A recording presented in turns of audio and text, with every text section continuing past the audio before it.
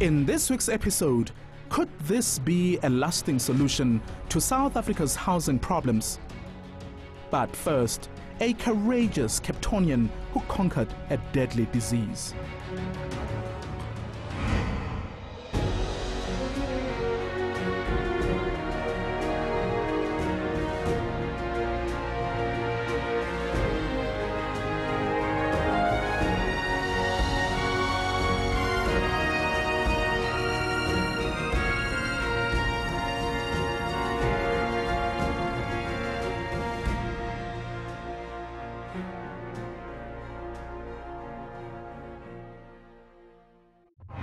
As World TB Day approaches, we would like to introduce you to a Cape Townian who defeated this disease.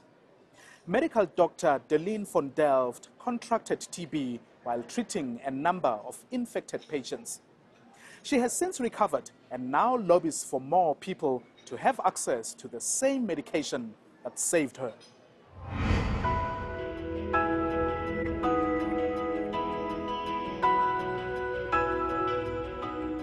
I went for my first X-ray 2 days before Christmas because I knew I had to do it before the end of the year.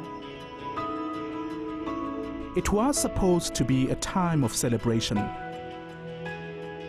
But an email Dalene von Delft just opened killed her festive spirit. It was a medical result she'd been dreading the whole day. I got a big shock. I just saw a large cavity in my left lung. As a medical doctor, Dalene had worked with various TB patients. Somehow, the contagious disease had found its way into her lungs. We didn't think that she was susceptible to becoming sick. You feel some guilt because she had been coughing for 6 weeks, and one had been rationalizing it, thinking it's sinusitis. And Dalene's particular strain of TB was even deadlier. It was drug-resistant TB, which means I was basically resistant to 2 of the most effective TB antibiotics that we have. Doctors had to put her through a much more complex treatment system of drips, medication, and therapy. She stayed in isolation for weeks, taking up to 20 tablets a day. The duration of treatment is much longer, increased from the standard 6 months to at least 18 months. The number of drugs that we need to use to treat multi-drug resistant TB is much more than for ordinary TB, and those drugs are potentially much more toxic. She spent Christmas alone, she spent New Year's alone. We were only allowed in half an hour at a time to visit her once a day.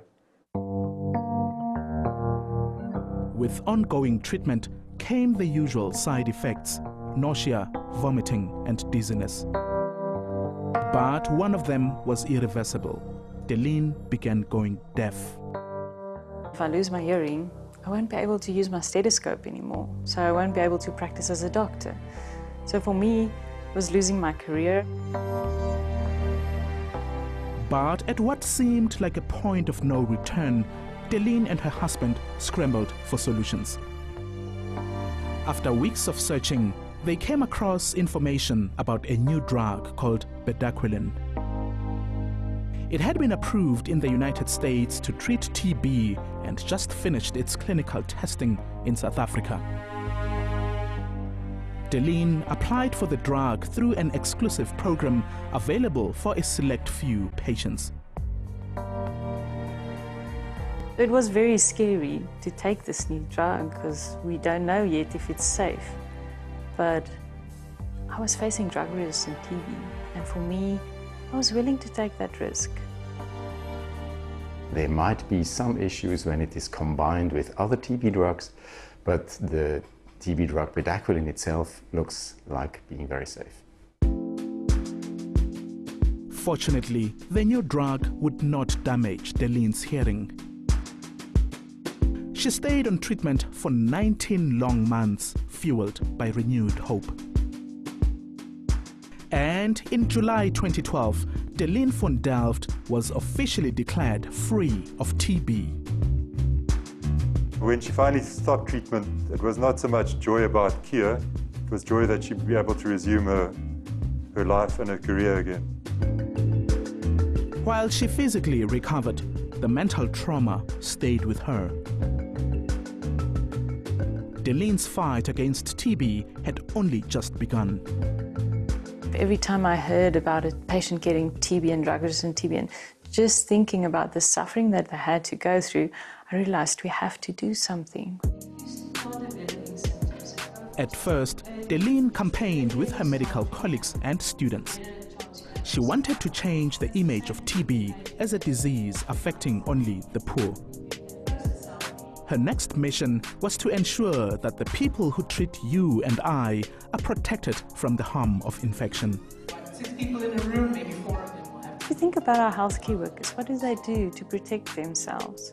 They're also on the front line, and they also love to do what they do. They prescribed a sleeping tablet for me. They prescribed some tablets for nausea, so it was little things to actually help me, with the treatment, and then just someone to speak to, because obviously, nobody really wanted to. Dalene has taken her campaign, TB Proof, to the world, lobbying for more people to receive better treatment. At the moment, about 200 South Africans have been given access to bedaquiline, the drug that helped Dalene. The government plans to increase the number to 3,000 in the coming year. I always tell people it's a curable disease. It's not a death sentence, but you definitely need support. Dr. von Delft has received several awards for her contribution to healthcare. Drop us an email and let us know what you think. Against all odds at eNCA.com. You can also be in touch with us on Twitter and Facebook. After the break, how do these turn into this?